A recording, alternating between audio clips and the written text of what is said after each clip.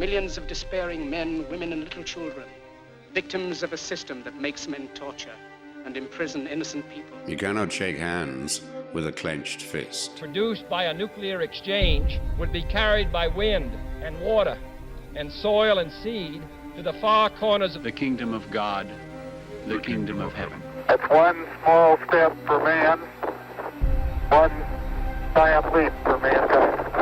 We're not saying that planet Earth is coming to an end. We're saying that planet Earth is about to be refurbished, spaded under, and have another chance to serve as a garden for another civilization. Most of the people in here are just your reflections. They're your mistakes. 1776 will commence again if you try to take our firearms. 1 million of the planet's 8 million species are threatened. You are what you repeatedly do. Therefore, excellence ought to be a habit, not an act.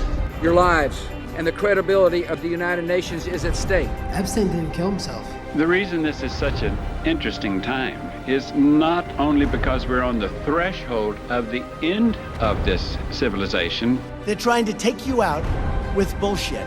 The experience of the past 2 years has proven beyond doubt that no nation can appease the Nazis. To those who can hear me, I say, do not despair. The misery that is now upon us is but the passing of greed, the bitterness of men who fear the way of human progress. The hate of men will pass, and dictators die, and the power they took from the people will return to the people. And so long as men die, liberty will never perish. In the language of the U.S. Department of Defense, these are unidentified aerial phenomena. Roswell's a very interesting place with a lot of people that would like to know what's going on. There is very compelling evidence that we may not be alone. This is the Garden of Doom. Welcome everyone into Garden of Doom, and this week we have one of our growing list of returning guests. This is Robert Bitto, and you may remember him from Unexplained Mexico, which is the name of his show. So you should definitely give that a check out, and hopefully follow us, subscribe, and like, and share, and all that other wonderful stuff. He's also authored several books, one of which we're definitely not talking about today because it's about business. Boring.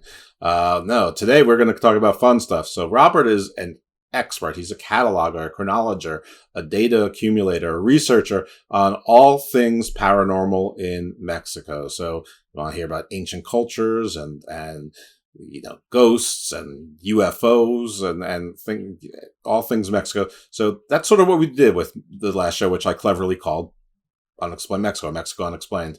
And we sort of hit the gamut, and we gave each topic, some attention. And today we're going to start focusing in on some things, and those things are going to be monsters and giants. So we're really going Garden of Doom here. So monsters and giants in Mexico. So without further ado, I first want to welcome Robert back into the show. Thank you for being back. Robert, reintroduce yourselves to the people, or to the new listeners. Introduce yourself. Well, thanks for having me once again, Jeff. I really appreciate it.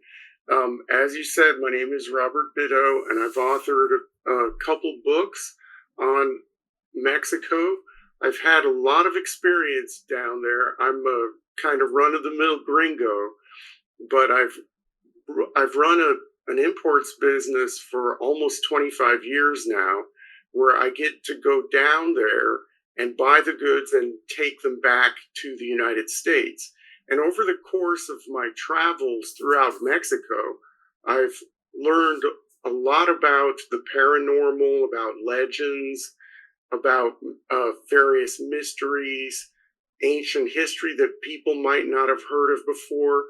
And I haven't really seen much of it out on the internet in English. So that's when I started my YouTube channel, Mexico Unexplained, about 7.5 years ago.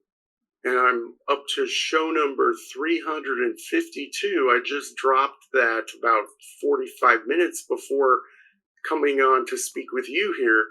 And it seems like there is a never-ending source of material for my show. So I'm going to keep doing it with a weekly show as long as I find it interesting, because the material seems endless, and a lot of the material never leaves the country of Mexico or even the region where you hear some of this stuff. So there's a lot to talk about. I'll let you guide me on where you want to go. I think that's right. Yeah. Well, here at the Garden of Doom, we are importers. We actually have licenses to import all sorts of information from everywhere because we don't answer to the laws of man here. We answer to higher powers. The whole council, they're all on board. And this month Cthulhu gave me tentacles up. So, where are we going to start?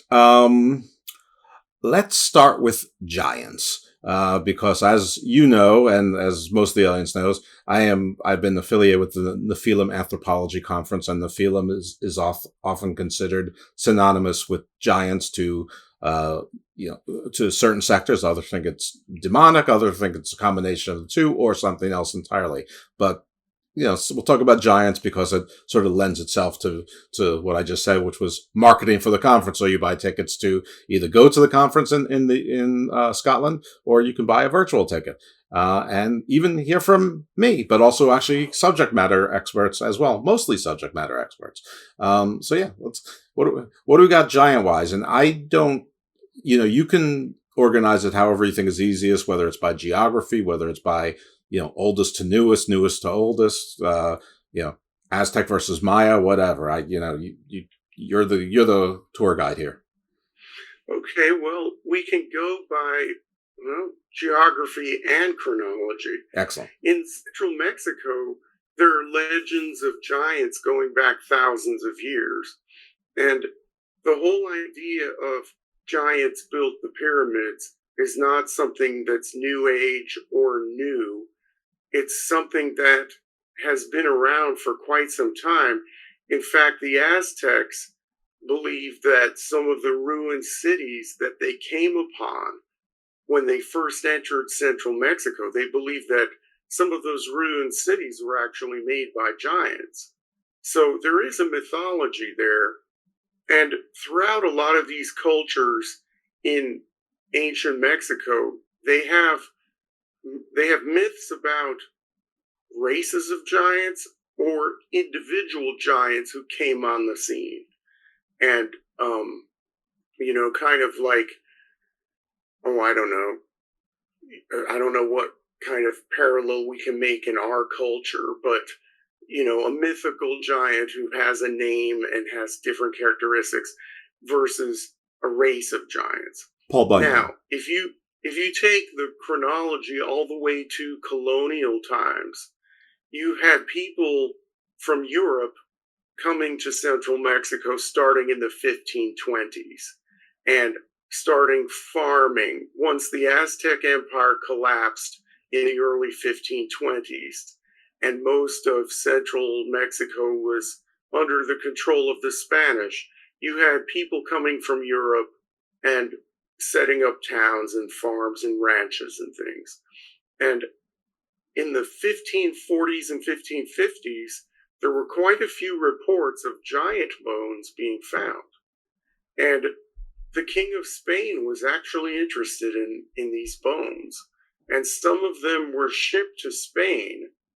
And it's kind of like what we hear about giant bones in other parts of the world, including the United States. No one knows where they are now, but there was a record of them being discovered, being measured, and being crated up and sent to Madrid. So we have, more historical accounts of finding the evidence of giants, and then we have this mythological history or timeline that goes back thousands of years. So there is a lot of material, and like I said, a lot of individual little legends. A lot of people don't know that there were many different cultures in ancient Mexico, and varieties and differences within cultures.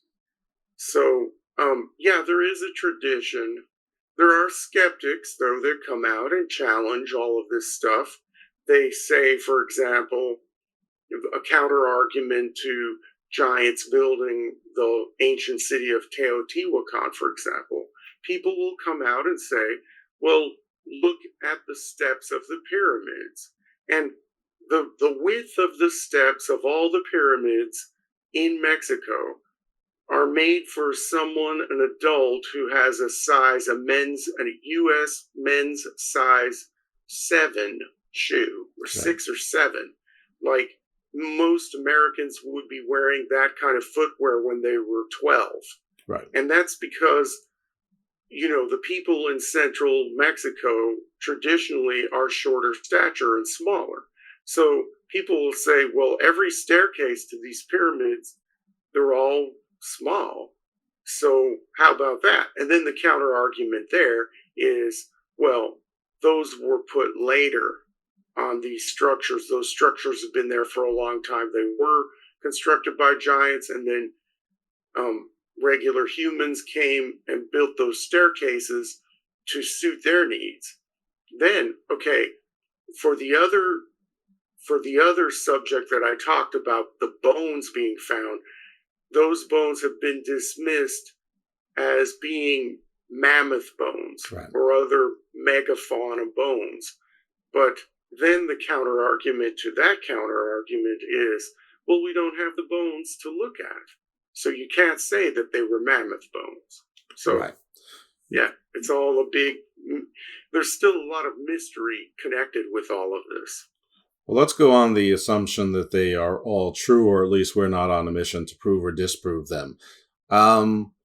Let's start with the different races of giants, then go into some individual legends. And, looking for a parallel, I don't know if I was thinking like maybe Paul Bunyan might be like an American parallel to a lesser extent, right? Maybe Bigfoot under certain interpretations.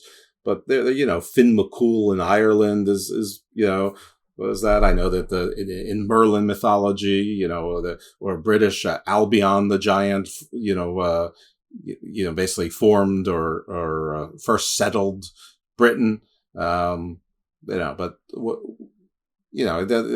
are tons of them. There you've got this is not all North American, obviously, but you get into Goliath, and then the Cyclops, or Cyclopedes, as my Greek friends will say. But yeah, so what do we have in Mexico as far as races of giants? I guess the names, the characteristics, where they lived, when they supposedly lived, were they cannibals, or what kind of exciting stuff were they doing? Well, there was a race of giants. There were not like different types from as far as I could tell. They were just like bigger people, going like 20 feet tall or whatever. And so there weren't several races. There was just like the regular people and then the giants. Mm-hmm. And there are some stories, and they vary. Like I said, there's not like a fixed mythology. There was an emperor called Ahuizot, who was before Montezuma II, the emperor who encountered the Spanish. Ahuizot tried to standardize religion and mythology throughout the empire, and he had a hard time. But there was the race that built those pyramids. I believe one of the famous people was called Tenoch, who was one of the famous giants. And there was just a group of them, not like thousands and thousands of them, but more like a tribe. So a small amount of people. And then, okay, so we don't have that much variety, like 10 different races of giants. Like I said, there was only just one from what I can tell. And then if we go to what you were saying about individual types of giants, I'm thinking of one legend called Ishpushteki. And that's like a Paul Bunyan, right? Mm-hmm. An individual giant from a myth or a legend. And Ishpushteki was from the Nahua-speaking peoples of central Mexico, the Aztecs. But not all of them believed in this guy. Some of them did, some of them didn't, depending on the group. And Ishpushteki was this big, like, caveman type creature.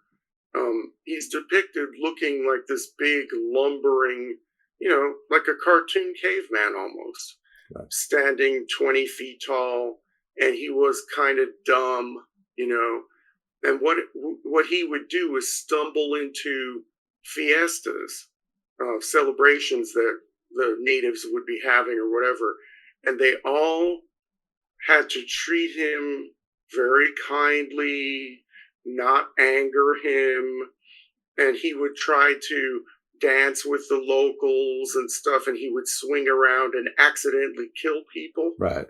But they couldn't do anything about it. They Because had he's to a let giant. him romp around and hurt people and have fun and all this stuff and appease him and make him laugh and give him stuff to eat and drink and hope and pray that he would leave the party. But if you angered him, that would be the end of your village. So that's an important legend that I've seen a couple times pop up here and there of an individual giant who's off on his own doing things. Now, I've spoken to a lot of people about giants over the years, and certainly South America, and then you have the Southwest United States, and there's some overlapping stuff there. And depending on who you are and what you may or may not have an agenda, but a lot of times the giants are described as being white, paler skin, a lot of times red or orange hair. That seems to be a popular one. The giant of Afghanistan, that's one of the more modern ones. So they've found skulls with matted orange hair. You have the argument that it's just, oxidized, or it was red ochre, or orange ochre, which was often used in burials. And then people say, no, we know the difference between hair and that. I don't know. I'm not a biologist. I'm not an archaeologist. I'm not an anthropologist. I don't know. Whoever I listen to, if they make sense, they sound like they make sense in the moment. Are there any such legends like that in Mexico described sort of like a white version, or a darker version that might be, of African descent or Indian descent, or when I say Indian, I mean the Indian subcontinent, not First Nations of the Americas, or some sort of physical characteristic commonality other than just being big, larger, or were they just bigger versions of the peoples that were there? Well, you know what? It's interesting that you bring this up, because I did a show a few years ago called The White Giants of Tiburon Island. And there's an island in the Gulf of California, also known as the Sea of Cortez, that's an arm of the Pacific Ocean that separates Baja California, two separate states in Mexico, with what the Mexicans call themselves the Mexican mainland. So it's the Gulf that goes up between Baja and the main part of Mexico. And there's an island there called Tiburon Island, which means Shark Island in Spanish. And the ancient people there, well, when modern people made contact with the people living on this island, they had a story to tell about, hey, you weren't the first people to visit us. Now, this story popped up in about the 1700s, late 1700s, early 1800s, when Mexico was starting to expand into that part, because the northwestern part of Mexico is very desolate and has not many resources, and so it was the last to be settled in that country, last part of the country to be settled. So when people started arriving there in the late colonial times, and they heard this legend of white giants, and these giants weren't like Ishpushteki, 20 feet tall or whatever. They were more like 7 or 8 feet tall. And so these giants, who were white, blonde, and red-haired, arrived on boats to this island. And because it was passed down orally, there was no written language on Tiburon Island until modern times. No one really knows when this supposed meeting of the white giants with the local people happened. some people theorize that it could have been a ship as recent as the 1500s that sailed up into the Gulf of California and met these people. But then other anthropologists believe that it could have been the Vikings, because what they described was more like a Viking ship. So like a long ship. Could have been, but going around the Pacific like that, those, the Vikings, how did they get there? Mm-hmm. They could have gone down through the Bering Strait if they sailed through the Arctic Ocean, or they would have to either cross the entire Pacific or skirt around the Horn of Cape Horn on the bottom of South America to go up north, or carried their ships. Heck of a journey. Yeah, or gotten their ships overland across Russia, which I believe has mountains and something called the Gobi Desert that's there, which is not what you think of a desert. It's like a very high plateau and very unforgiving terrain. That'd be very difficult to get your ships across, though. I suppose not impossible, but you'd have to be really hardy to make that journey, and then basically directly southeast at that point, sailing 6,000-7,000 miles from somewhere where anyone who's played Risk, I guess Kampuchea would be down to the other side of the Baja, Mexico. Yeah, so there are a lot of theories as to, is this a myth that never happened? Is this a description of a historical event of early Europeans, maybe, English pirates from the early 1600s? It could have been a myth that was only 150 years old that passed through 6 or 7 generations, or it could have been something much older. It's very, very hard to tell. There's another explanation. I don't mean to interrupt, but it just came to me that it could be a Viking colony from much earlier who made its way across the United States, or Viking-esque, Russo-Viking-esque people who, Northern Europeans who crossed the Bering Strait and made their way southwards, and they built their ships, San Diego-ish or whatever, and then made that trip. I mean, I would think there'd be archaeological evidence of that or whatever, but it's a fun little theory. But the mystery is probably just as much fun. I mean, I'm sure someone out there's yelling at me, "It's Lemuria! It's the Phoenicians! It's the." I've actually had someone tell me it's the Minoans. The Minoans actually made it that far. I'm like,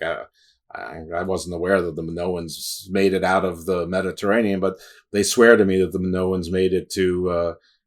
In Indonesia or Malaysia, so somewhere really far away where the Minoans shouldn't meet, but it would make it to like the sort of Oceania, Southeast Asia, where the islands and the mainland sort of meet. Yeah, so it's a big mystery, and people have theorized that Vikings made it to Mexico, but just not on the Pacific side. There's a story of someone in the Maya area called Votan, which is very close to Woden. I did a show on this very early on in my channel, and I don't know. I mean, the Viking connection on the Atlantic side, to me, is more plausible, and I think Votan is a historical figure who showed up in the Maya area around 800 or 900 AD. That's a possibility. But Votan is the adventurer really pressing it and skirting around Florida, skirting Cuba, and then making it to the Yucatan. I think that's possible. But then if we look at Vikings, how the heck did they get to the Pacific? Yeah, so I don't know, but it really is interesting, that Tiburon Island story. We may never know what that was all about. Well, Votan is what we would call now Russian, and sort of not Estonian, Lithuanian, Polish, that part of the world. that was their version of Woden, who turned into Odin. I mean, the V and the W, interchange. I mean, you see a place in, Romania and you call it Wallachia, but it's pronounced Wallachia. So, and, I this is a silly Jeff story, but I once was going to Volvo to shop for a car, and the salesman was Russian, and he kept saying Volvo, and I just couldn't understand in my head why you can say Vladimir, but you can't say Volvo. And it's just one of those things. Anyway, I left the place when I said, "What's your best price?" And he, did one of those things where you write it on the cocktail napkin and then I'm supposed to turn it over. And the price he wrote was the exact same price on the sticker on the car, on the thing. I'm like, all right, I've had it. I can see this is going nowhere. So anyway, enough from that aside. Yeah. Getting from the Atlantic. I mean, you could go with the Jeff Overland theory and built their boats on the other side, but that seems like who was chasing them? Who was motivating them to leave the Atlantic side to go to the Pacific side? I mean, that's not exactly what Vikings were known for. They're known for pillaging and leaving back by ship. I mean, Viking is a verb. It's become a people, but it's like Slavic. Slavic is a language group, not people, but it's become, associated with people. Viking was basically to attack from the water and then leave. Pillage, leave. That's Viking. They would Danes, Northmen, Swedes, Russians, Germans, Frisians, you name it. Anyway, so that's cool. That's fun. Like, I don't really have a horse in the race, but it's always fun to know that there actually are legends of these, people that don't belong in that part of the world being there.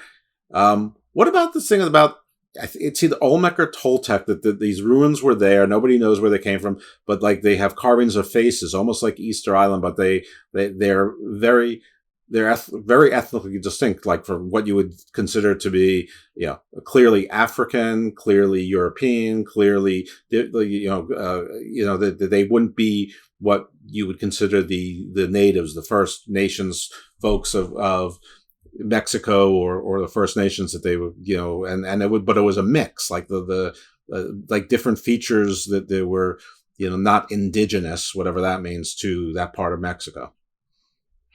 Well, I think you're talking about the colossal stone heads of the Olmec. Yes. And those date back to 3,000 years ago in some cases. And the Olmecs are considered, if we look at the chronology, they're considered the mother civilization of Mexico. So they predate the Maya, they way predate the Aztecs and the Toltecs. And some of them say that, or some researchers say that the Olmecs kind of, the culture morphed into the Maya. And you can see there's a transition there. You can see all of these civilizations blending into each other as time goes on. You see that there's a continuity. But these heads, they're very interesting because a lot of people look at them and say, look, they look African. Wide noses, big lips, and so on. But they also have bigger eyes. That's something that people don't look at.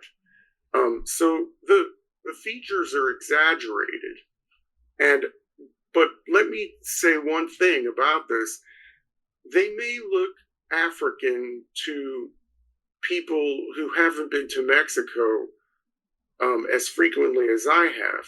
But if you look at the people who currently live in Veracruz, the Gulf Coast of Mexico, they do have features like this.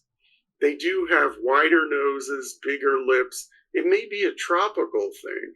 Yeah. Because if you look at people in Africa, they have these characteristics for a reason. Sure. Okay. And if you look at people in southern, like Southeast Asian, they have similarly like wider noses and fuller lips. It could be a tropical adaptation. But there have been many tests done on locals. There is no African DNA. There's no cultural similarities. There are no linguistic similarities at all with Africa. But yet you have a lot of people and I get them coming to my site quite often saying that, I call them, and other people call them, the Afrocentrics, who say that, Africans are the originators of all civilizations on Earth. And you have some of this based in religion, I had someone write in my comment section, literally, we was the Hebrews. Well, so I've heard all that too. That belief comes from the whole idea of, okay, if all humanity originated in Africa, and there's debate on that, okay, the out of Africa theory is a theory, okay, we need to make that clear. So there is scientific debate on whether we all came from Africa. But if you take that and you look at that as something that's set in stone, we all came from Africa. So that means the first people were black. And if we're creating God's image, then God must also look black.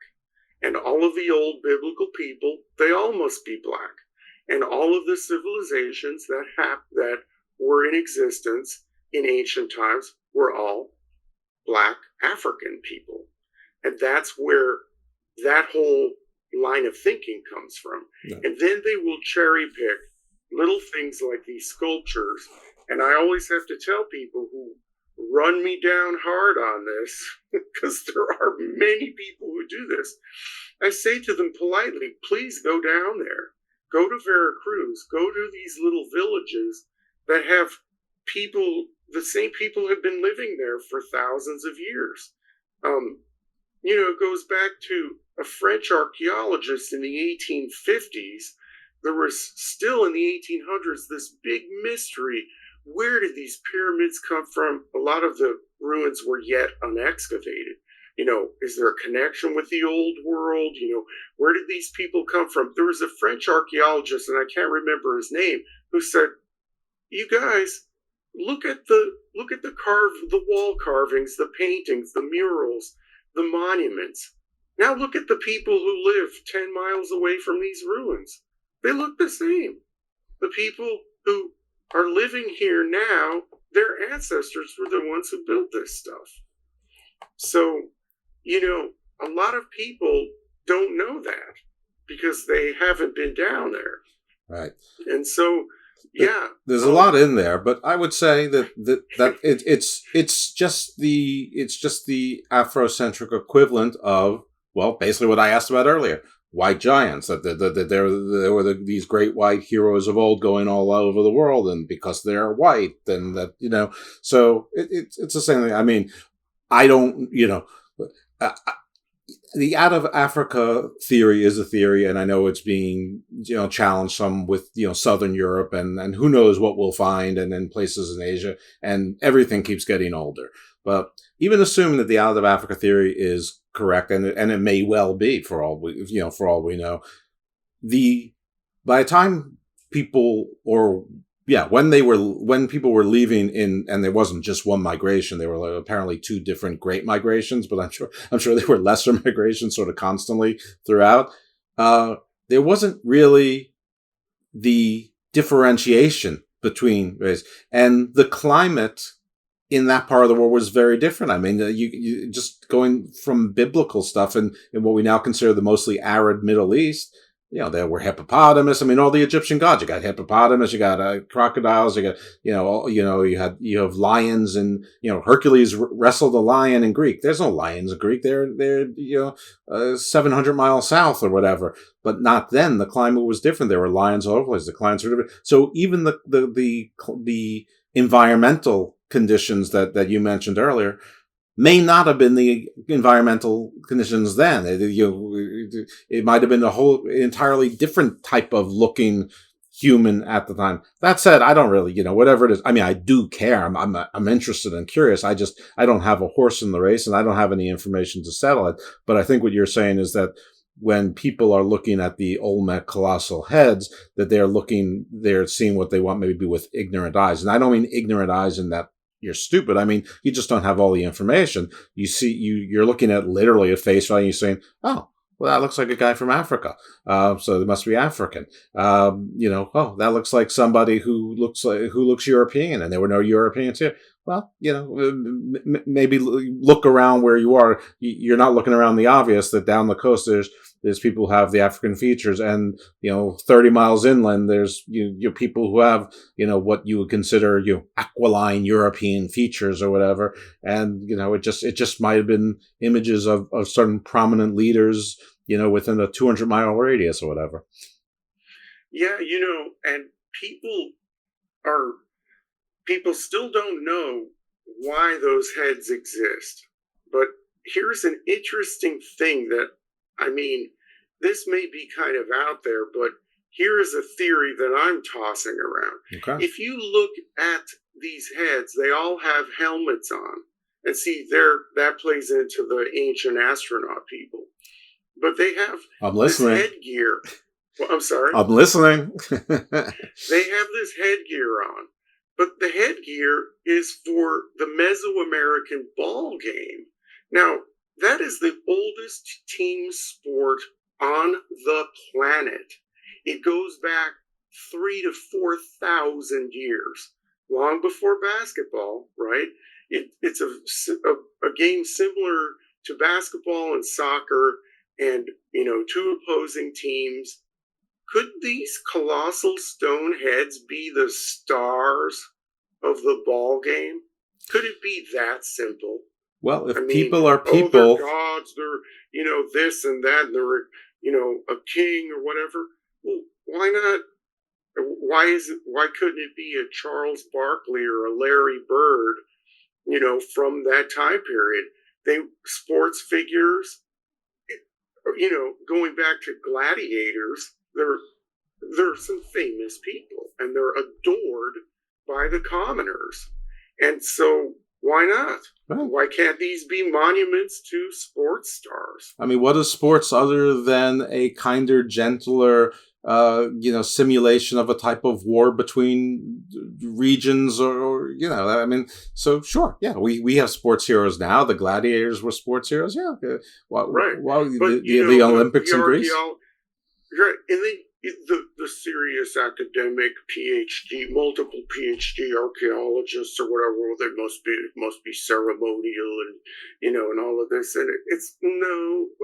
Let's just broaden the way we think about things and, not be so academic. It doesn't have to be a god or, some ruler who imposed his will by putting his head, in a certain place. It could be something a lot different, Okay. Fair enough. All right. So some other giants in Fair Mexico? There are little stories here and there of, giant people popping up. Like I said, individuals or, myths like this Tiburon Island thing. What about the Cuco? Isn't there versions of the Cuco, the boogeyman that in sometimes is a giant? The Kukui. Kukui, sorry. He's usually a smaller entity, but I guess that is one myth that can take many shapes and forms. So yeah, it can be big. Okay. But yeah, you really have to delve into local folklore. That Tiburon Island example was one, kind of detailed example I gave. But yeah, there are others throughout Mexico. Are there any that particularly really should be? Let me tell you this: they really should be investigated deeper. And I've only scratched the surface on this stuff.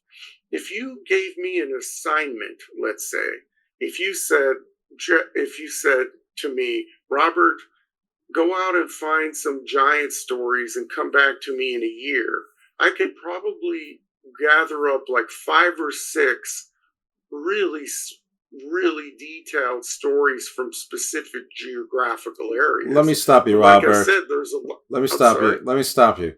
I just got a really great idea. Robert, why don't you go investigate some giant stories and come back to me in a year? Okay, well, hey, like I said, there's never, ever going to be a day where I wake up and say, oh, there's no more material for Mexico Unexplained. I better stop my podcast and my YouTube channel, and I better stop writing books. So, you know what? Let's do it. All right. Good. A year from now, let's get back, and over the course of the year, I'll have like 50 shows, 50 new shows, and I'll make it a point to look into some of these giant myths a little deeper and find some new ones. Very cool. And that'll be good. All right, well, let's move on to monsters then. And monsters is we'll use in its broadest term that, one monster can be a hero. Monsters, creatures, legends, myths, folklore, sort of that kind of thing. But, again, you can divide up regionally or by tribe or, chronology, however you think is best to, or just what you think is most fun or the ones that you have the most expertise in. Okay, we can fold in the giants into the creatures. Okay. In a seamless transition. Nice. Most people are unaware of Bigfoot in Mexico. And I think we might have touched upon this on our last show, but there are two Bigfoot creatures in Mexico. One is kind of skinny and shy, and he lives in the jungles of southern and eastern Mexico. And he's called the Sisamite. And the ancient Maya believed him to be a cryptid, a real flesh and blood creature like a deer or a peccary or anything living in the jungle. He's very shy and very skinny. Okay, so it's interesting that he has an Aztec name, though. Even the Maya and Aztec were separated by geography and by time. Mm-hmm. Okay, so he was given an Aztec name, I believe, in colonial times, because the Aztec language, Nahuatl, was the lingua franca throughout Mexico for many years, even after the Spanish came, because a lot of tribes who were not Aztec speaking, but were under the domination of the Aztecs, were using that language. So we have Sisamite, which comes from the Aztec word Tzitzimítl, which means demon. Ooh. But that is interesting because the Maya didn't believe that this was a demon. So it got that bad moniker centuries after the Maya civilization collapsed, which is interesting. And so there's one modern case, I think the first case of the Sisamite ever being spoken about was in the modern press, was in the late 1800s. I believe there was a French Canadian acrobat or some circus performer who was part of a show in eastern Mexico, and he was in a tent, and the Sisamite came and opened the tent while he was sleeping, and here was this shaggy humanoid who was standing in front of, at the foot of his bed. And so that made the press in the English speaking world for the very first time. But, okay, so that is the shy Bigfoot, who stands maybe 6 feet tall and is very skinny. Mm-hmm. Then you have another Bigfoot creature called the Cuatlacas. And the Cuatlacas is more like the Patterson-Gimlin film Bigfoot, 7 feet tall, 400 pounds, this buff, burly Bigfoot. Right. And most people, when they think of Mexico, they think of Clint Eastwood movies and dusty towns and things like that. But there are 3 or 4 glaciers in Mexico, permanent snow and ice pack that never melts. So that's the definition of a glacier. And there are people who are trained in mountain rescue in Switzerland, in the Alps, who, are Mexicans who are park rangers who are stationed on these mountains. And they've seen creatures like your typical, stereotypical North American Bigfoot. And it has a local name called the Cuatlacas, and it's found in these higher mountains that have alpine conditions, and also in some of the vast pine forests that exist in Mexico, in central Mexico. And like I said, most people don't associate glaciers or big pine forests with Mexico. But in the state of Puebla, in the northern part of that state, it was only into the 1850s when outsiders went into these secluded pine valleys and mountains for the very first time. And that's when, researchers believe that the Cuatlacas' territory was really being challenged. Before then, there were some native excursions into these areas, and that's where we get the name Cuatlacas from. But it was only until less than 200 years ago that you had actual people going in to these areas on a more permanent basis to do logging and things like that. And the sightings are getting more and more frequent as, I guess, the habitat of the Cuatlacas becomes encircled and more pressure is being put on its territory. So, once again, what is this? It's a question that I always ask of anything. And then in the Bigfoot camp in North America, in the US and Canada, you have different divisions. Is it a real flesh and blood creature? Is it extraterrestrial? Is it ghost-like creature, whatever? And there are people down there who are split up into these different segments of the Bigfoot camp too. They don't know, is it a spiritual being? The native people there believe that it has all of those characteristics. It's all of the above. It's flesh and blood. It can, jump through dimensional portholes. It can, do this and that and the other thing. So it's a magical cryptid, I guess, to a lot of people. But it's interesting to note, that Bigfoot exists in Mexico because a lot of people would never associate that creature with the country of Mexico. Yeah, that's one of the interesting things about Bigfoot. We'll just use that, but there is a Bigfoot type creature pretty much everywhere. I mean, the only one we don't know of is Antarctica, and then and who knows, that day may come. But you've got your Yetis, you got your Urans, Sasquatch, obviously. Bigfoot, you just gave us two. My fiance is from Ecuador, and she said that they have the ape man, the orange ape man. In Australia, the Yowie. I talked to George Mitrovic recently. He was on the show, and apparently there were sightings of a Bigfoot-like creature in Maryland. I live in Maryland. I've never heard this. And, obviously it would have been within the last 400 years, but I think it was within the last 300 years. And two different places, they called them the Yowie, which, probably wasn't some guy getting scared and saying Yowie. It might have come from, maybe it was the indigenous tribes here, maybe that was their word for it or their name. I don't know, but everywhere you talk to anyone, there's from any part of the world, there's going to be some Bigfoot legend, whether it's a collective memory of Neanderthals or the Dragon Man or, a giant ape or whether it actually still exists now and it's just speciated or just different animals entirely that, just like a leopard looks like a jaguar, looks a little bit like a tiger, looks like a lion, but they're not exactly the same thing. I mean, there's no reason the same thing couldn't exist in primate world either.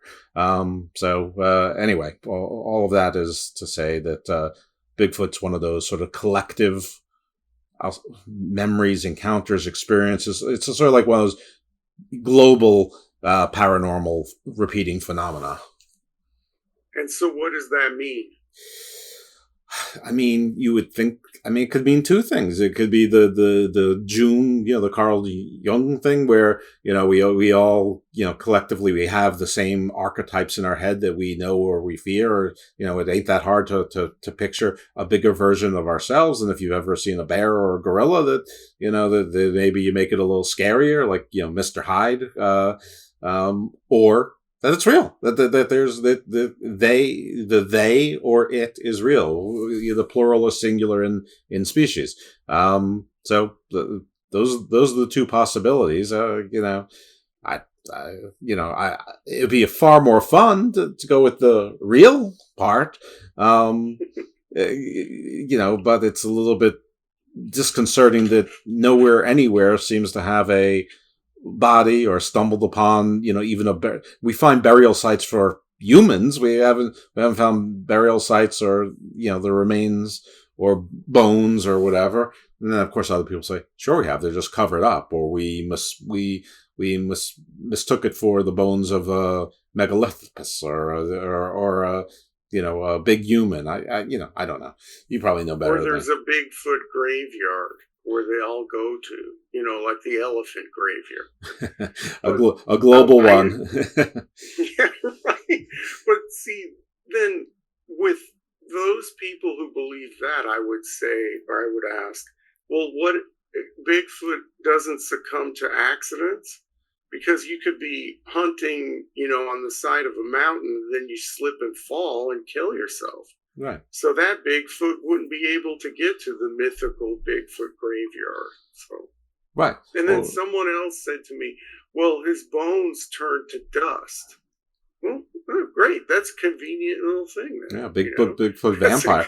Well, that would be a unique trait in any biological other animal that we're aware of, other than a vampire when it gets hit by the sun, gets staked in the heart. So, yeah, I don't think we're doing a very good job about selling the Bigfoot. What other myths and monsters do we have other than the Mexican big feet? Since there seems to be two, one gentle giant and one, maybe also a gentle giant, but a little bit scarier. You don't want to cross him or her. Right. I don't know on the last show if we talked about the Tlahuelpuchi, the vampire witch that sucks the blood of little kids. Did we talk about that? I don't know. I think I would remember a Tuala, anything that ends with Poochie or whatever. It sounds like something my 15-year-old brain would remember. But that's also an archetype, sort of the witch, the evil woman who's, preying on kids, going as far back as, harpies and, yes, I'm sorry, audience, Lilith and, and all that stuff. I'm always babbling about Lilith. So tell us about her, just in case. I mean, who cares? It's fun. You can hear things more than once. Okay. Well, the Tlahuelpuchi is a vampire witch that goes back to time immemorial. Some people think 4,000 or 5,000 years. It's hard to tell. But what happened in the 1950s, there was a functionary, an office worker in the government of Tlaxcala, which is a small state in central Mexico, the state of Tlaxcala. And he was in Tlaxcala City processing death forms, death reports. And he was noticing cause of death on some of these death reports for infants. It said, chupado por la bruja. Now, I don't know if this sounds familiar to you, if I've said all this before, but chupado por la bruja means sucked by a witch. So this enterprising, this go-getting young government worker, if there is such a thing, I don't know, sorry. No, but this go-getting young, whippersnapper in the office, he said, he went to his superiors and said, what is this? Chupado por la bruja. There were all of these death certificates, and cause of death was sucked by witch, and they were all in these little remote villages in this state. Nobody in the city, no one in that office who were all city people, they had no idea what was going on. So then they sent investigators to these villages, and then they heard the story. Now, if you talk to people in Mexico today and ask them what a tlahuelpuchi is, most people will not even know what that is. Now, I can just see some Mexican American listeners saying, no, my grandma never told me anything about that. Well, it's only because it's not only regional in this state, it's not only specific to the state of Tlaxcala, it's regional within this tiny state. It's like saying, well, it's a legend in Connecticut, but only in, 3 little towns in Connecticut, and that's it. So, and then you call that an American legend? Well, no, it's in a small state, in a small region of the state. So the Tlahuelpuchi, they found out, what is this Tlahuelpuchi? Looks like the Mothman. The Mothman. The Mothman is only in that one town in West Virginia. Right, yeah. So, anyway, so the Tlahuelpuchi, what is it? So they went down, they investigated all this stuff and said, okay, tell us what this is. And it's a witch who takes off her leg, usually takes off an appendage, a leg or an arm.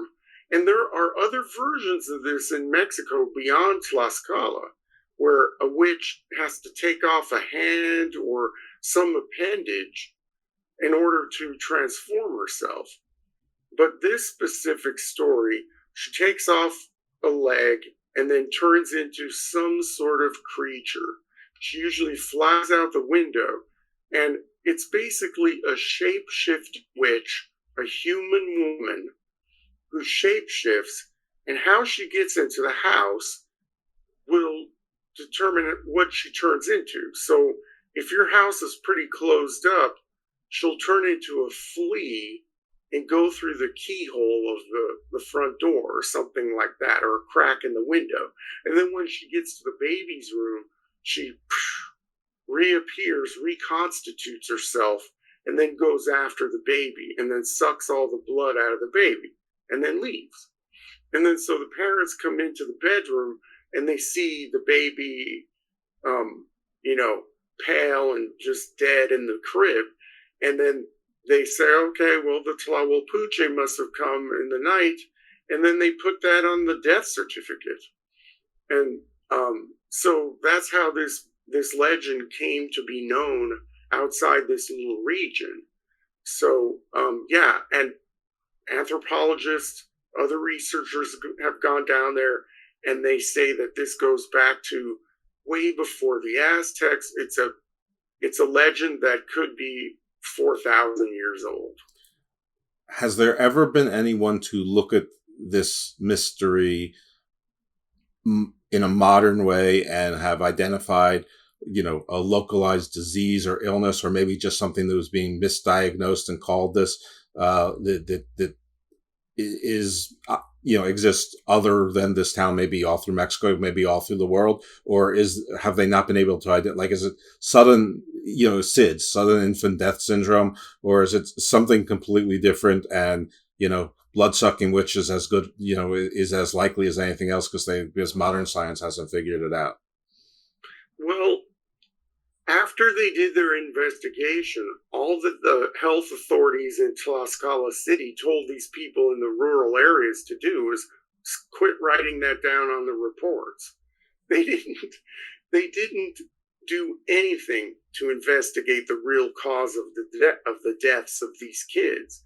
And so even to this day, 70 years later, it's still a mystery. Now, I guess they put down, sudden infant death syndrome or whatever. Mm-hmm. But there are people who still, staunchly believe that these creatures exist, and that's what's killing the kids. So even though they're forced to write something else down in the forms, there's the belief that's still there. That is quite a story. I have heard other witch stories from Mexico. Is La Llorona a witch or more of a ghost? Well, it's a ghost witch. So, yeah, I guess. I mean, it's kind of a blend of the two. And I have personal experience with the La Llorona. I don't know if we talked about that last time. I tell the story every time I get on a show. Well, so, personal experience with La Llorona also merits repeating. Okay. All right. So I grew up in New Mexico, the state of New Mexico. For your foreign listeners, New Mexico is the 47th state of the United States. It entered the Union in 1912, so it's a pretty new state compared to the other states. So there's a long Hispanic tradition in Mexico.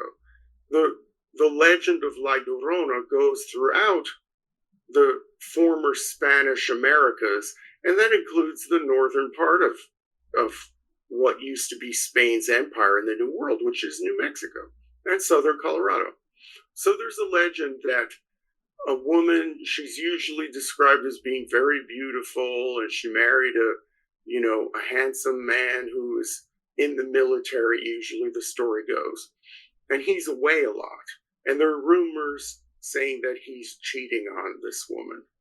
And so she's distraught and wants to get back at him and takes her 2 kids down to the river and drowns the kids. And so while she's throwing the kids into the water and they're screaming for help, she has a change of heart. But she can't do anything to rescue her kids. It's too late. So the kids drown, and then the story goes, she's still looking for her kids. And if you're a little kid and you're walking around a dry creek bed, as we would say in New Mexico, arroyo, or the gringo version, arroyo. Okay, so if you're walking down an arroyo, you could come into contact with this creepy, woman who wants to snatch you, okay, and take you away. Now that could be a cautionary tale, right? You don't want I don't know if you've had any experience with dry creek beds in the Southwest, but it could be raining 10 miles away and it could be totally hot and dry where you are. And then you could be in an arroyo, and this has happened to me. And all of a sudden you see this wall of water just coming down the dry creek bed. So the Llorona story could be told to kids, keep them away from these ditches, and so to save them from the rushing water. There's another story too, like it's called La Mano Pachona, the furry hand, and it's this big hand, this big disembodied hand that comes out of the sky, and it's furry, and it grabs you if you wander away from home too far. So, don't go far, the Mano Pachona is going to go get you. So it could be the same sort of thing, okay? It could also be that interdimensional Bigfoot that you only see the hand, though, coming out of the portal. Right. I was thinking of some Star Trek episode where the ship was being held by this big... I remember that. But anyway, my connection to La Llorona, okay, so New Mexico is very poor, right? So we were going to teacher's house for a swim party like the last few weeks of school. And because there was no money for school buses, we had to take a couple city buses to get to teacher's house. She lived in the South Valley. We were in the Northeast Heights of Albuquerque. So we took the city buses, and there were 2 buses that were far apart. We had to cross an arroyo on a bridge, and we were walking across the arroyo, all these kids. There were 20 of us, let's say. And then one guy said, "Look, it's the Llorona." And then we all looked down, and I'll be damned, there was a old lady dressed in black, an old Spanish lady, and she was crawling out of the arroyo. It was a dirt arroyo, so she was crawling on the edge, trying to get out of the arroyo. She was going up the banks of the arroyo. And we saw that, and all of us looked, and we were like, ah! And we took off, and we were laughing. I've never laughed so hard, running so hard, and laughing so hard at the same time, because we were all in a state of disbelief. And some people, when I tell this story, it's very interesting. I was on the show of a medium, very spiritual person who was like Tangina from the Poltergeist movies. And she said, it's because the spirit of the Llorona sensed that there were children nearby. And I was like, well, maybe that was, if you, in the context of the legend, that makes a lot of sense. Sure. And then I told it to some other guy. He was like, that was just some old lady who was just dumping stuff, illegally. Dumping stuff in the Llorona illegally. No, it wasn't the Llorona. And so, yeah, that was my connection to that. But it gets weirder, my connection to the Llorona. That's not it. It's going to have to. Fast forward to my adult years. Okay, there we go. And there's the movie that's out about the Llorona, okay? And I said, I've got to go see this movie. I've got to go see it. First day, I'm there. So I go, and I'm sitting in the theater, and I'm looking at this movie, and I'm seeing on the screen merchandise from my business in the movie. And I was like, wait a minute, that's a design that I only carry. That's specifically made for me, for my business to sell. What is this doing in the movie? And then I remembered a year before I sold a bunch of merchandise to the prop master of a film, with a Los Angeles address. I had to address it to a prop master. In the film, it said working title, The Children. Okay, so I guess they were keeping it under wraps. Mm-hmm. But in like 4 different scenes, when I'm sitting there in the theater, I'm seeing merchandise that I sold these people unknowingly. And so it's like the Llorona, the loop was closed. And it was the freakiest thing, let me tell you. Okay, so what we're missing, though, is then you looked around the theater and you saw the same woman looking at you. Now, I wish you would have been there with me, because then you could have stuck around the theater, because I didn't do that. Who knows? She could have been in the very back. That's right. Maybe she hasn't given up on your soul yet. Oh, no. All right. Well, we've gone with 2 monster women with similar strategies. Anyway, we have There's more, though. Oh, there's more. Okay. Well, let's Well, there's not more about the Llorona, but I have to tell you the story of the Lechuza, if I haven't told you that before. It's another witch story. And I'm inclined to believe that part of the Lechuza story is real. I think it's being used to describe a real cryptid. And I only say that because the show that I did about this years ago, it generated a lot of interest, and the comments section of this show is absolutely fascinating. That's why I love doing YouTube and opening up the comment section. I'm not one of those people who say, oh, well, I better close the comments because I just can't handle what people will say. No, I love it because people share their experiences. And so the Lechuza, it's a gigantic owl. Okay, that's the cryptid part of it. Does a really large owl exist? Possibly. Okay, the habitat's there. Once again, Mexico is not some dusty little, sleepy little place, and it's also not a megalopolis, Mexico City. There's a lot of empty land in that country where the empty land can serve as a habitat for a creature like this. The high mountains, a lot of unexplored areas. But the legend goes like this. The Llorona is a witch, a woman who is marginalized, and she lives at the edge of town, whatever. And, she turns to the dark arts because she just doesn't fit in, Right. And that, I think, is a typical story found throughout other cultures, too. And so what she does is then she turns into a gigantic owl and then goes and kills people and livestock and wants to get your kid and all of that stuff. And she'll be outside your house doing a whistle. she'll whistle to try to get your attention. And then, you know, she'll lure you out or your kid out and then come down. And she has, in the owl form, she has like a 10-foot wingspan. And if you kill the lechuza while it's still an owl, it will turn into the female form once it's dead. Like a werewolf. Yeah, exactly. And there are ways that you can ward off the lechuza. You can. Someone said to me, "You should sell a lechuza prevention kit in your business, in your imports business." All it is, it's a cord, a rope that you put like 4 or 5 knots in, and then you say a prayer, and then you hang it on the side of your front door. And that's supposed to keep away the lechuza.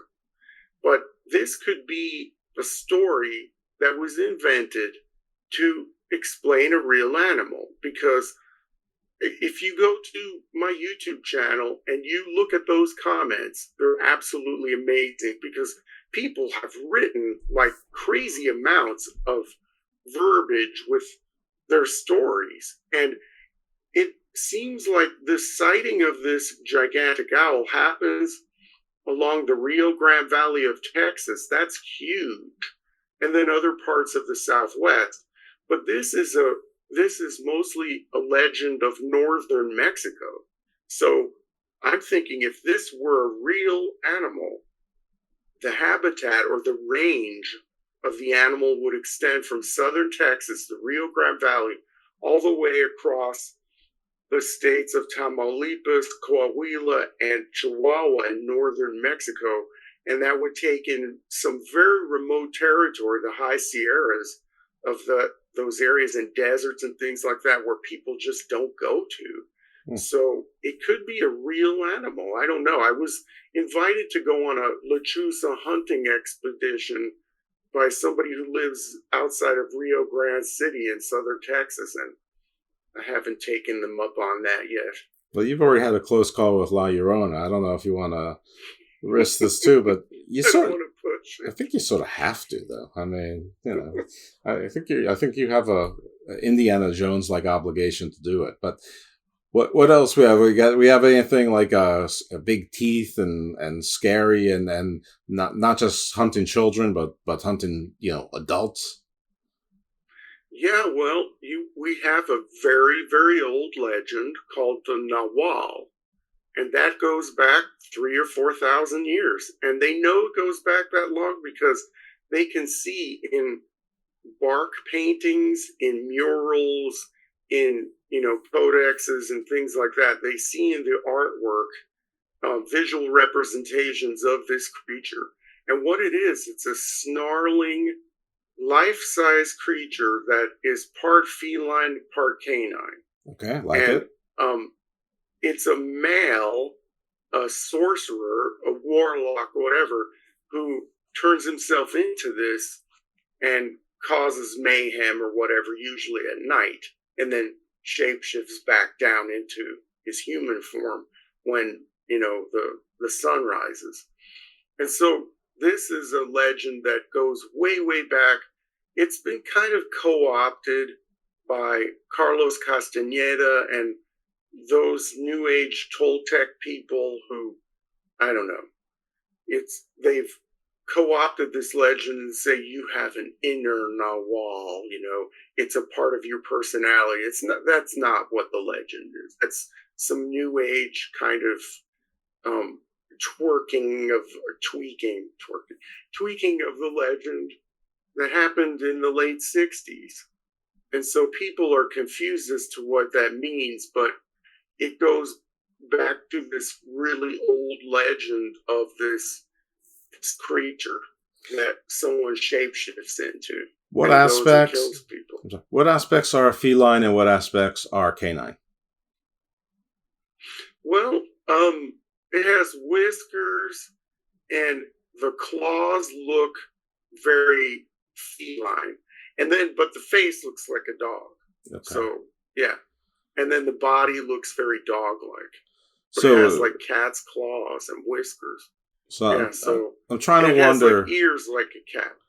Yeah, because I'm trying to wonder if if it harkens back to something like a hyena, which sort of could be that, or the Tasmanian devil, which is or the Tasmanian tiger, which is actually a dog that people thought looked like a cat. Maybe at some point it wasn't just in Tasmania, or even like the cheetah, which is obviously a cat but makes it sound like a dog, like that, and it's got the concave rib cage, stomach, which is a canine feature, where cats that they're flat, they're straight across, they're horizontal across on their underside, where dogs they're not. That goes concave, where the rib cage stops protecting the organs. I don't know. That is interesting. It does what does I'm sorry, what was it called again? The Nawal. Nawal. Nagual. Yeah, Nawal. Nawal. Sometimes it's spelled with an H.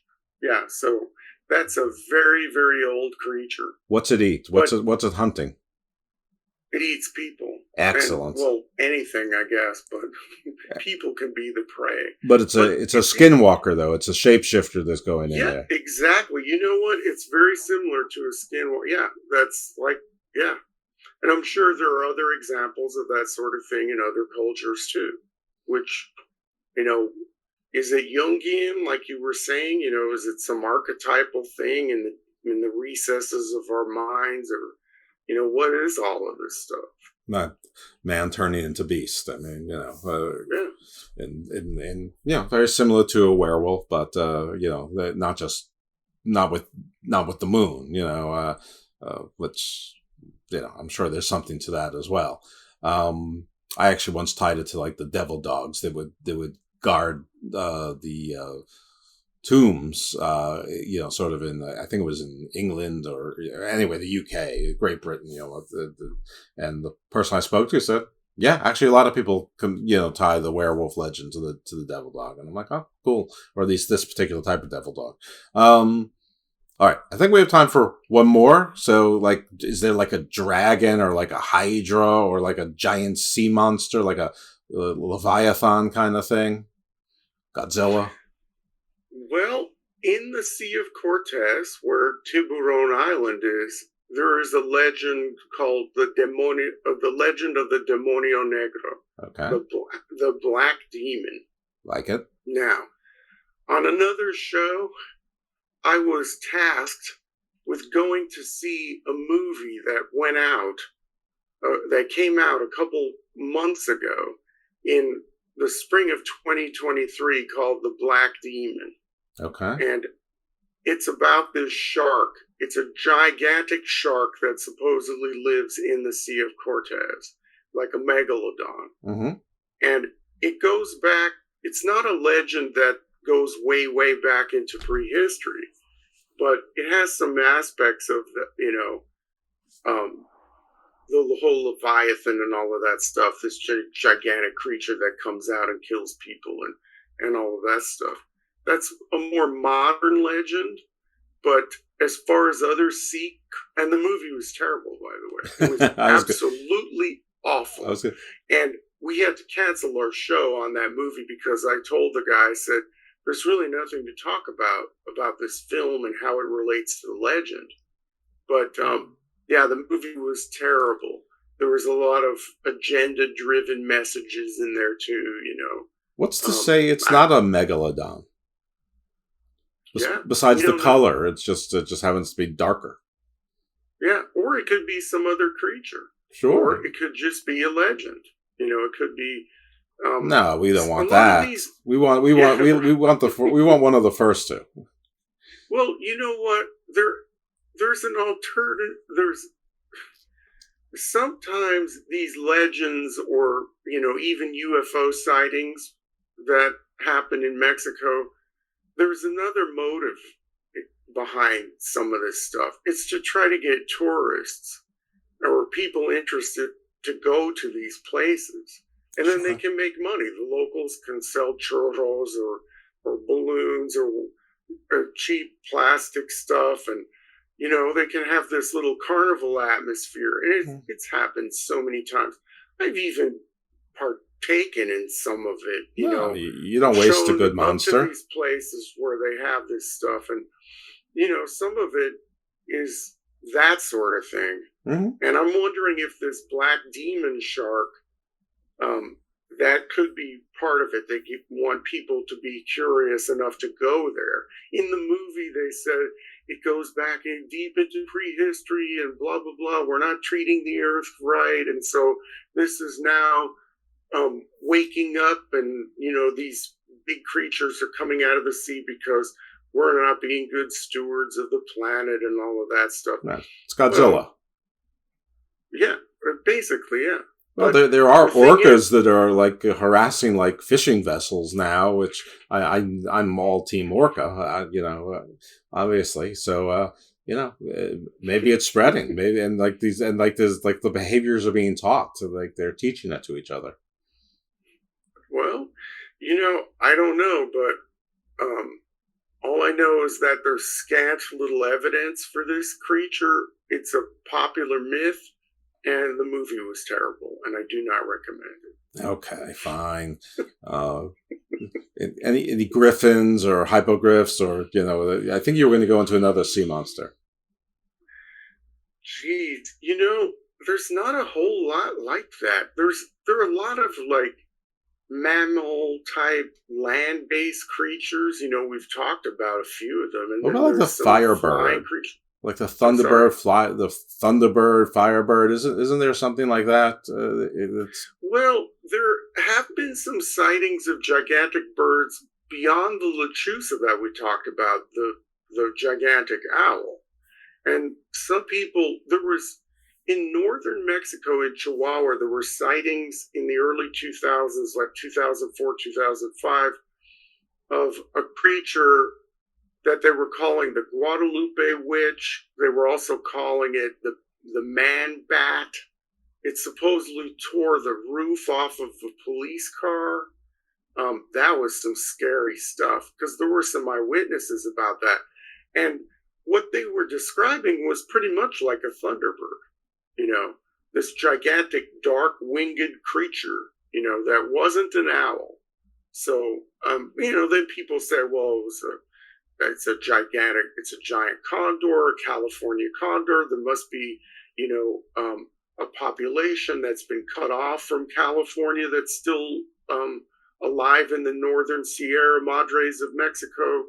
You know, there are all of these explanations like that. But what would tear the roof off of a police car? A gargoyle. You know, yeah, well, and you know what? It's funny you use that word, because the cop, I believe, used that term for what he thought he saw, you know, leaving the vehicle, or, you know, flying away. Which does not look like a condor. A condor looks like a giant but prettier vulture. Right, exactly. And people were spotting this creature by the local cemetery too. Now, that could be, you know, a mix of lore and, you know, maybe wishful thinking or whatever. I don't know. But the physical damage to that police car was real. So maybe they're coming to get you now. Yeah, that's funny. That's on cue, right? That's right. That's just a sound effect that I just pressed the button. No, well, something's happening outside here. I don't know. well done. Yeah, maybe it's a gargoyle attack. I'm, you know, gargoyles, demons, you know, whatever word you want to use. Yeah, archangels. I'm so deep into this. I'm attracting this stuff to me now. Oh, that's not going to be a good thing. Well, Llorona is, you know, stalking you in the movies, and it's just a matter of time before she comes out of the screen and pulls you in like the Ring. You'll be stuck in there like that. All right. Well, this is excellent. So we're going to reconvene in about a year on Giants. That doesn't mean we won't reconvene in the interim. Maybe we'll go through, if your game, maybe try to take some of the different cultures and maybe go through their mythologies. You know, their different creation myths and stuff like that. If you're interested, if that's something you want to do. Yeah. But, I'm always up to talk about this stuff. And as I've said several times, it's an inexhaustible, you know, amount of things. There's so many things to talk about. I could go on forever and ever and ever. Yeah, every people has stories, and then every people has different sects and spin-offs and denominations that have their own versions and twists on the stories or competing stories. It's we're very complicated. We're all like Shaft. We're all very complicated. So, anyway, any song that I should pick for this? Is there like a scary like Mexican witch, Mexican monster song out there that's not? Yes, there is. Okay, what is it? Oh, yes, there is. Yeah, La Llorona. Oh, like there are some renditions of that song that are really scary. Yeah. Okay, I'll do my little YouTube search and try to find something. I mean, I was gonna go lazy with Mexican Radio by Wall of Voodoo, but that's not really. This is not about Mexican radio. It's so La Llorona, perfect. All right, everyone. Robert Bitto. Robert, tell people where they can find you and where they can find your show, how they can watch you, where they can find you on YouTube, what the name of your books are, how they can buy it, etc., etc. Great. Well, the name of my YouTube channel, my podcast is Mexico Unexplained. You can go to MexicoUnexplained.com, and that's like your one-stop shopping place for all the information. All of my shows are free. The transcripts are all free. The books are for sale on that site. You can get autographed copies from me, personalized copies too. And I have 2 books and a coloring book. I have a Mexican Monsters coloring book for the kids. Fun. And for adults who like to color too. Sure. And those are available at my website and also on Amazon. Amazon.com. You just go in and, you can buy as many as you want. And like I mentioned during the show, I love getting comments on the YouTube channels, the YouTube show. So if you go to Mexico Unexplained on YouTube, if you feel like it, please leave comments. And if you have any suggestions for shows, if you're Mexican American and you visited grandma in some remote part of Mexico and there was a story about a creature, I want to know about it. And I get a lot of really good material from my listeners. So I really do appreciate that. So yeah, MexicoUnexplained.com. You can start there and everything is there really. Well, Homeboy 88, if you're listening to the show, and you better be, now you have some place to give some of your family heirlooms and stories about, even though I'm not sure that you're Mexican, but you claim to represent the entire people of the entire Latino world order. Excellent. Hey, and if any of my listeners are Mexican or Mexican South American or Mexican European or Mexican African or Mexican Asian, and you have stories like this for Robert, feel free to share them as well. Mexican America's not the only place that has folks of Mexican descent. Sometimes I think that we all forget that people are very mobile. Anyway, check out his stuff, and while you're checking out his stuff and liking, sharing, and subscribing to it, you can do the same for me. You can like, share, and subscribe my stuff, and you can give us both ratings and reviews, and you can tell your friends and families. There's always somebody in your world who is interested in this kind of thing, and I bet there's more than one, and they just didn't know that you had this in common. So who knows? You could be forging family ties and bridging chasms and things like that. So anyway, thank you to Robert. Thank you for listening, and you'll hear from us next time in the Garden of Doom. Thanks, Jeff.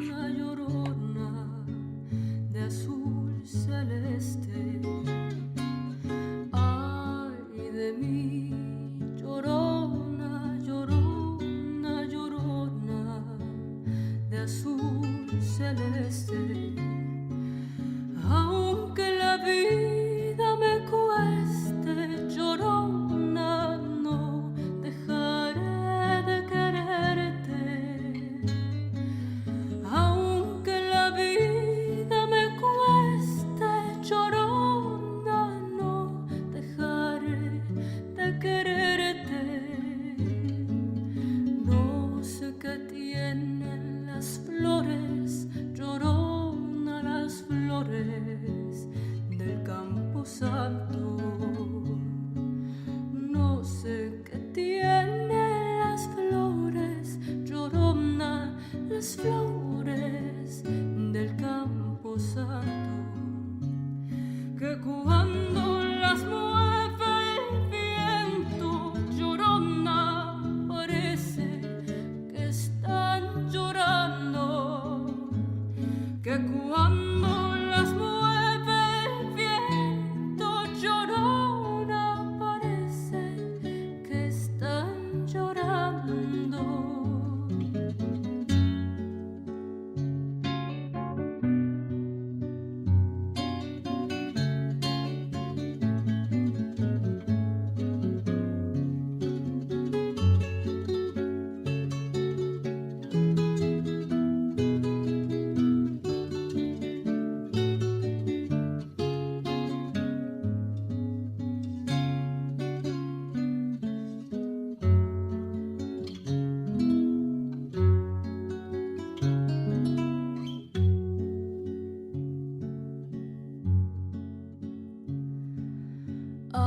Santo Cristo de fierro, llorona mis penas, le conté yo. A un Santo Cristo de fierro, llorona mis penas, le conté yo. ¿Cuáles no serían mis penas, llorona, que el Santo Cristo lloró? ¿Cuáles no serían mis penas, llorona, que el Santo Cristo lloró? No creas que porque cae